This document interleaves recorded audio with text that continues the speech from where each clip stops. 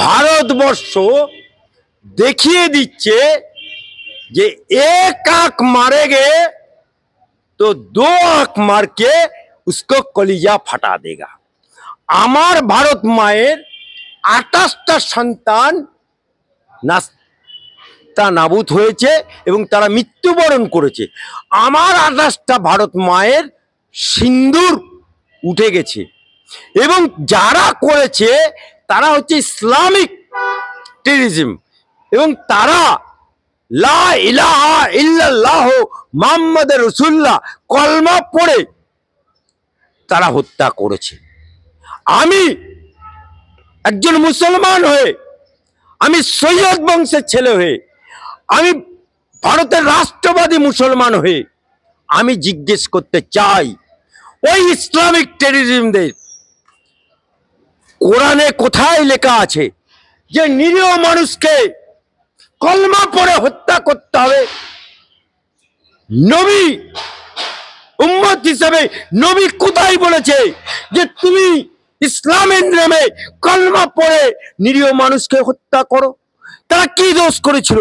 কাশ্মীরে ভূস্বর্গ দেখতে গেছিল, প্রাকৃতিক দৃশ্য দেখতে গেছিল, তাদেরকে খুন করে দিলে, তাদেরকে হত্যা করে দিলে। তাই আমার ভারত সরকার, আমার কেন্দ্রীয় মন্ত্রিমণ্ডল সিদ্ধান্ত নিয়েছে যে নেতৃত্ব দেবে কে?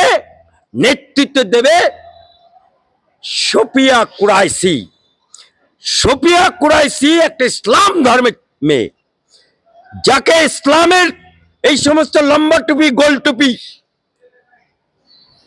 ঘরের ভেতরে রেখে বোরকার মধ্যে আবদ্ধ করে রাখে, সেই ইসলাম ঘরের নারী কলমা পড়নেওয়ালা লা ইলাহা ইল্লাল্লাহ মুহাম্মদ রাসূলুল্লাহ পড়নেওয়ালা শফিয়া কুরাইশির নেতৃত্বে আজকে পাকিস্তান, লাহোর, করাচি সমস্ত ঘাটিগুলো চূর্ণ বিচ্ছিন্ন করে দিচ্ছে।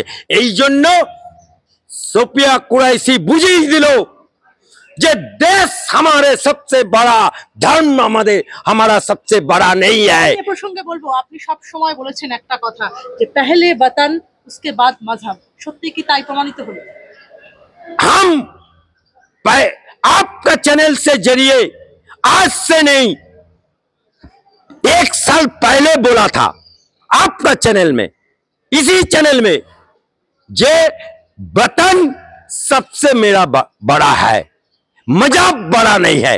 आज मेरा शफिया कुरैशी साबित कर दिया, प्रमाण कर दिया, जो हिंदुस्तान, हमारा हिंदुस्तान सबसे बड़ा धर्म मेरा बड़ा नहीं है।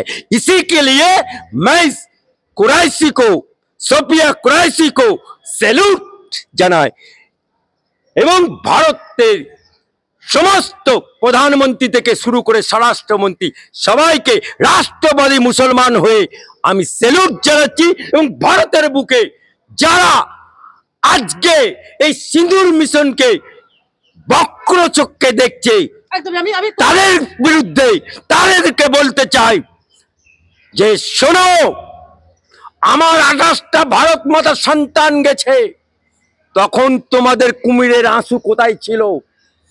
যারা আমার সিঁদুর মায়েদের চুল মুছে দিয়েছে, তখন তোমাদের মেকি কান্না কোথায় ছিল?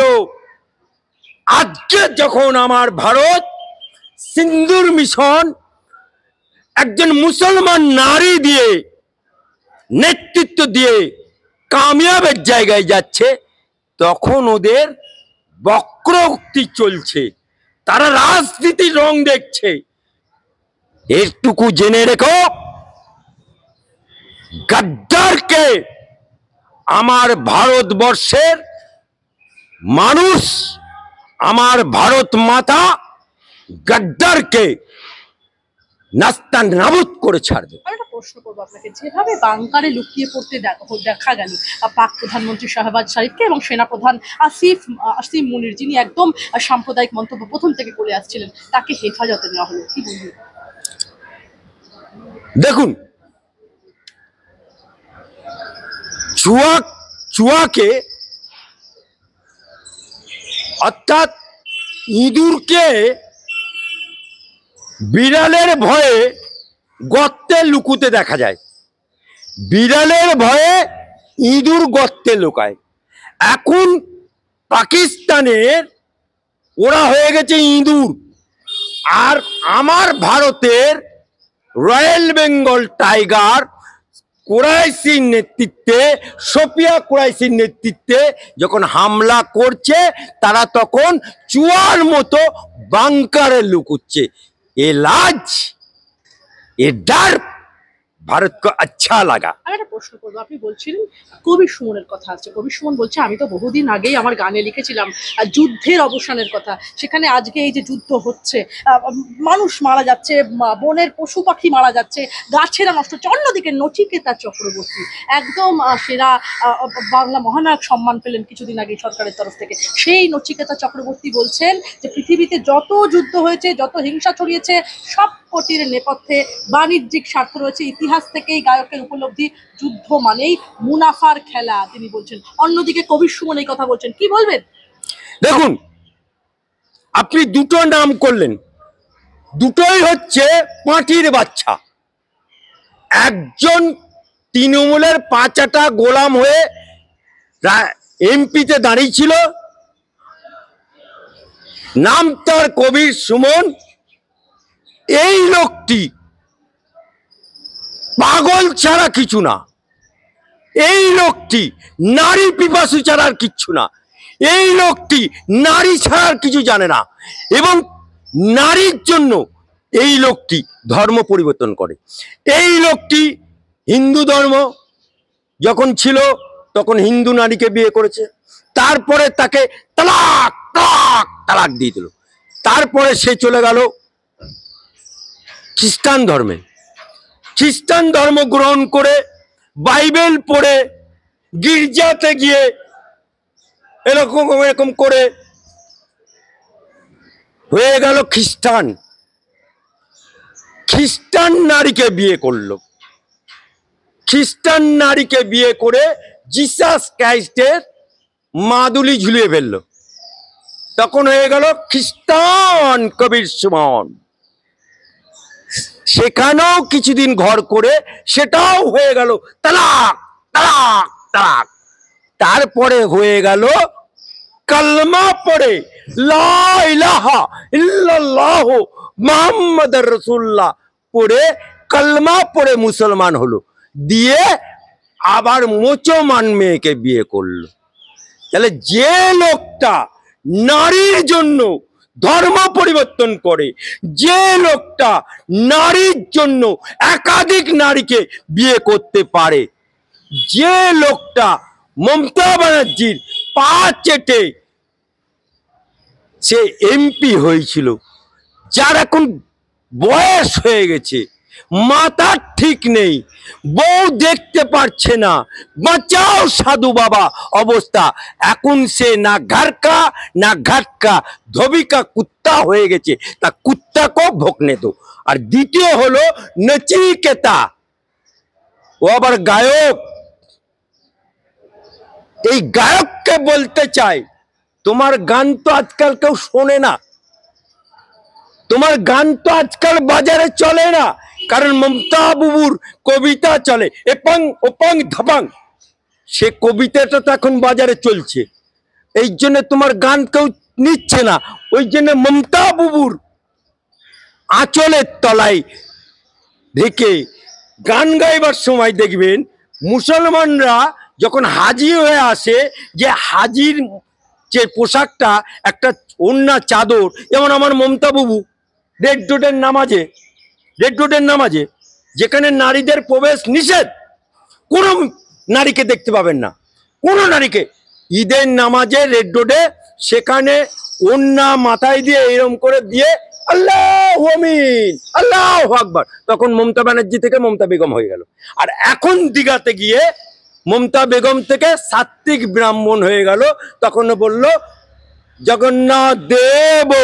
জগন্নাথ দেবের মাসি ছিল পিসি পেয়ে গেল, গরু চোরের মাথা পিসি পেল, চাকরি খেকো মাথা পিসি পেল, আমার জগন্নাথ দেব অভয়াকাণ্ডের হত্যাকারী মাথা পিসি পেয়ে গেল। সেই পিসির হাত ধরে ও এখন পুরস্কার পেয়েছে। তাই ওকে তো এখন বাজারে টিকে থাকতে হবে। পিসিমণি যেমন বিভিন্ন সময় বিভিন্ন রকম কথা বলে, ও বাজারে টিকে থাকার জন্য এখন এই সমস্ত কথাবার্তা বলছে। আমার শেষ কয়েকটা প্রশ্ন আপনার কাছে। একদিকে এই অপর্ণা সেনের মতো অভিনেত্রী এবং তিনি নিজেকে সমাজকর্মী হিসেবে পরিচিত বলে নিজের পরিচয় দেন, সেক্ষেত্রে অপর্ণা সেনরা রাস্তায় নেমেছেন, বলছেন সাম্প্রদায়িকতার বিরুদ্ধে তারা, সম্প্রীতির লক্ষ্যে তারা রাস্তায় নেমেছেন। কিন্তু স্যার একটা প্রশ্ন আসছে, যখন একজন ইসলামিক টেরোরিস্ট অর্গানাইজেশন থেকে এই ধরনের আতঙ্কবাদী হামলা চলে, তখন বলা হয় যে সন্ত্রাসের কোনো ধর্ম হয় না, কিন্তু এখন বলা হচ্ছে রীতিমতো সম্প্রীতির কথা। কি বলবেন? এসব ধান্দাবাজ। কবির সুমন, নচিকেতা, এসব ওদের বাজার আর চলছে না, তাই এরা এখন এইদিকে। আবার অপর্ণা সেন, ওর তো এখন বাজার নায়িকা হিসেবে নেই, আর তো পর্দায় দেখা যায় না, পর্দায় তো আর দেখা যায় না। ওই জন্য এখন উনারা এখন সমাজকর্মী হতে গেছে। আরে কটা সমাজের লোককে খেতে দিয়েছে হে? হ্যাঁ, কটা নারীকে, অসহায় নারীকে দেখেছো? আমার 28টা ভারত মাতার সন্তান মরে গেল, খুন হয়ে গেল ইসলামিক টেররিজমের দ্বারা। তোমার তখন বুলি ফুটে নেই কেন? আজকে যখন মিশন সিন্দুর হচ্ছে এবং ইসলাম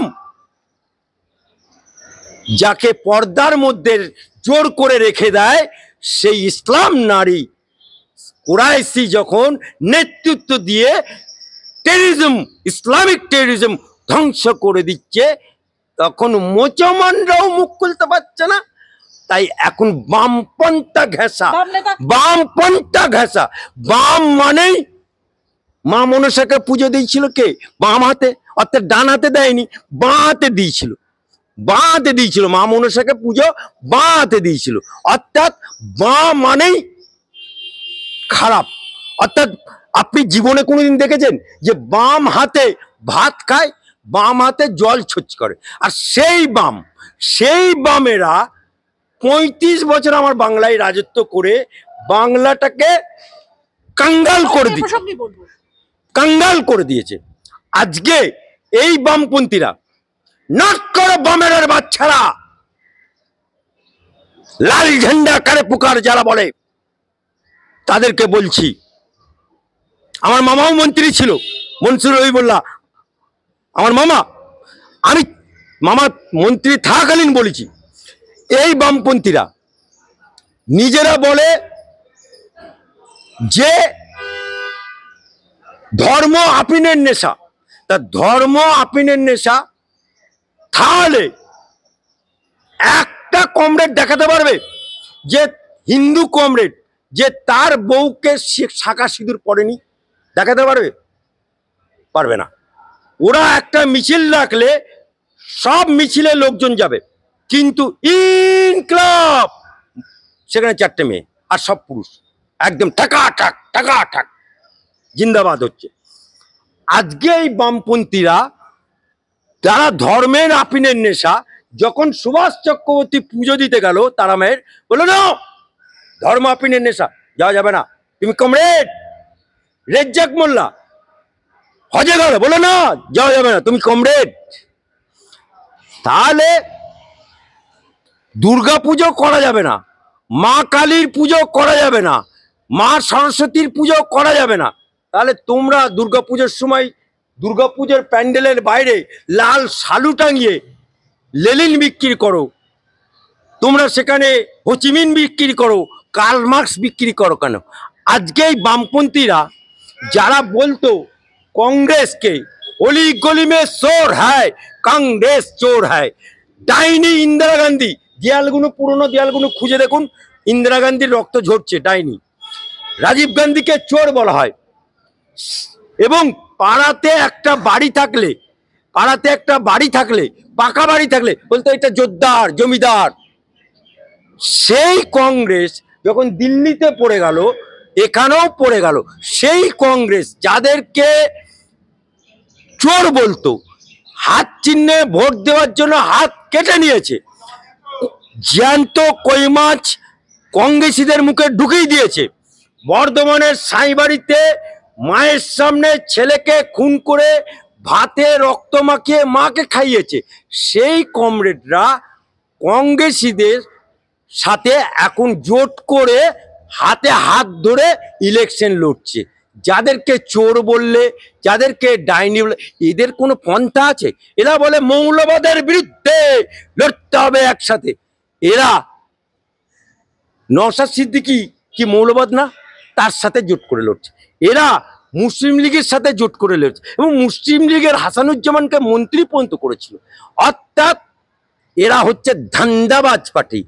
ধান্দাবাজ পার্টি বলেই আজকে বাংলার বুকে ব্রিগেড ভরালো ব্যালট বাক্সে জিরো হয়। আর ছোট্ট আপনার কাছে শেষ দুটো প্রশ্ন। একদিকে সিপিএম নেতা বিমান বসু তিনি বলছেন যুদ্ধ থেকে বিরত থাকা উচিত, মোহাম্মদ সেলিম বলছে যুদ্ধ মানে ধ্বংসলীলা। এইবার এবং বাম নেত্রী, যুব বাম নেত্রী, নবীন বাম নেত্রী দীপশিতা ধর, একদম শ্রীরামপুরের বাম প্রার্থী ছিলেন, তিনি বলছেন যে যেখানে অমৃতসরের মতো জায়গায় ব্ল্যাকআউট চলছে, সেখানে আমি বাড়ি থেকে 400 কিলোমিটার দূরে একদম যুদ্ধের জন্য উল্লাস করতে পারছি না, কারণ যুদ্ধ মানেই মায়ের কোল ফাঁকা হয়, যারা হয় তারা বোঝে। কি বলবেন? তাহলে আমি বামপন্থীদেরকে বলতে চাই, তাহলে তোমরা স্লোগান কেন দাও লড়াই লড়াই লড়াই চাই, লড়াই করে বাঁচতে চাই? তা আজ তাহলে তোমাদের স্লোগান থেকে বাদ দাও। লাল ঝান্ডা করে ফুকার, ইনকলাব জিন্দাবাদ, আমরা খাবো তোমরা বাদ, এই স্লোগানগুলো বাদ দাও। তোমরাই তো রক্ত রঙিন স্বপ্ন দেখিয়েছিলে। আজকে সেই বামপন্থারা, আজকে এদের কোনো কুল নেই, যার নেই কোনো কুল সে করে বামপন্থা মূল। মহুয়া মৈত্র, একদম আমার শেষ প্রশ্ন আপনার কাছে। একদম তৃণমূল নেত্রী মহুয়া মৈত্র তিনি বলছেন আমি ভারতীয় সেনাকে সাধুবাদ জানাই এই অপারেশন সিঁদুরের জন্য, কিন্তু যেভাবে বিজেপির মিডিয়া সেই ভুল ভিডিও পোস্ট করছে সেটা নিন্দনীয়। ভুয়ো ভিডিও ফেসবুকে ছড়িয়ে সেটা ভারত পাকিস্তান যুদ্ধ দেখাচ্ছে, আসলে এই ভিডিওটা ইসরায়েল দেশের গাজাকে আক্রমণ করা ভিডিও। সাবধান, এই স্পর্শকাতর সময়ে কোনো বিজেপি দ্বারা প্রচার করা খবর বিশ্বাস করবেন না, এরা সকলে ভুয়ো খবর ছড়াতে এক্সপার্ট। কি বলবেন মহুয়া মৈত্রের প্রশ্ন? দেখুন, মহুয়া মৈত্র এমন একটি নারী যাকে বিজেপি সেন্ট্রাল যে সংসদীয় কমিটি চুরির দায়ে, অর্থাৎ যে মেয়েটা লিপস্টিক এবং ভ্যানিটি ব্যাগের জন্য লোভে নিজের দেশের খবর বিদেশে পাচার করেছিল, এটা প্রমাণিত হয়েছিল এবং তার জন্য ওকে সাংসদ পদ খারিজ করেছিল। যে মেয়েটি দেশ বিরোধী কাজ করেছে সে আজকে বড় বড় কথা বলবে বিজেপির নামে, ऐसा दिन ज्यादा दिन नहीं चलेगा। স্যার অনেক ধন্যবাদ আপনাকে আমাদের সঙ্গে থাকার জন্য।